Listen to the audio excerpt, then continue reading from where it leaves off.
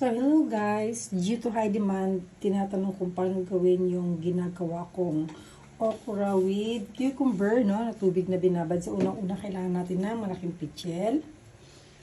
And then, okra at pipino. So, sa okra, depende kung gaano kadami nyo gustong lagyan, no? So, sa akin, minsan, 3-4, depende sa laki. Pero kapag ganito kalalaki, 3 lang. Ano? So, sa inyo, depende. Kung sa baso lang din naman, yung gusto nyo na everyday talaga gagawa kayo, pwede na rin naman isang okra lang, and then konti pipino. And then, hinahati ko siya ng ganito, no? So, hindi mo siya pwedeng ilagay ng buo, para yung mismong katas ng okra is humalo sa tubig. Yan. Next natin is pipino. So, sa pipino, pwede tayong gumamit ng half. Half lang, ito. Then, babalatan natin. So, kapag kinakain ko to actually yung pipino, hindi ko na siya binabalatan.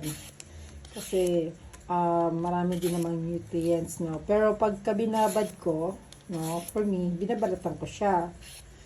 Para mas mabilis, no, humalo sa tubig yung katas niya. And then, after ko siya mabalatan, hinuhugasan ko siya kasi para siyang may dagta, no? Yan, hugasan muna natin. Yan, huli lang natin yung dagta. And then, next natin, no? Yan, tagalin muna natin to. Hiwain natin siya ng manipis. Yan. Yan, manipis guys. Yung parang kinakain nyo lang. Yan, halo natin kasama.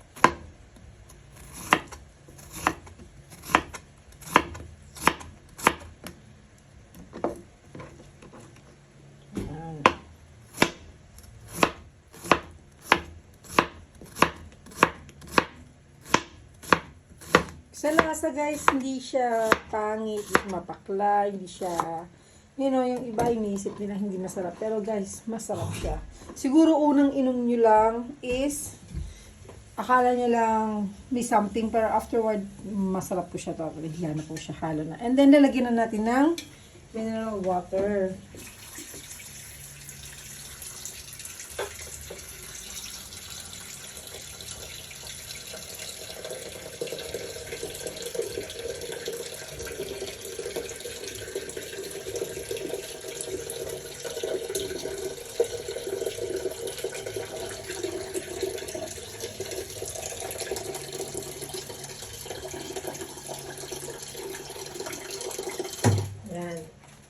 So, ito na siya guys.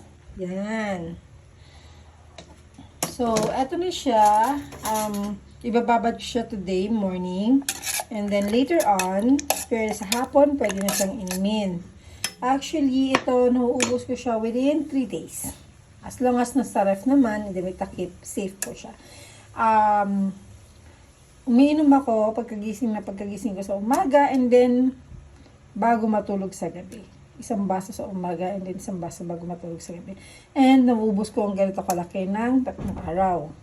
Minsan, pagka nauuhaw ako, mas gusto ko siyang inumin. So, ito yung iniinom ko. And then afternoon, halimbawa, ngayong araw na to, naubos mo talaga siya kasi ginawa mong water, pwede mo siyang i-refill pa rin until the next day. So, yun lang guys. Salamat!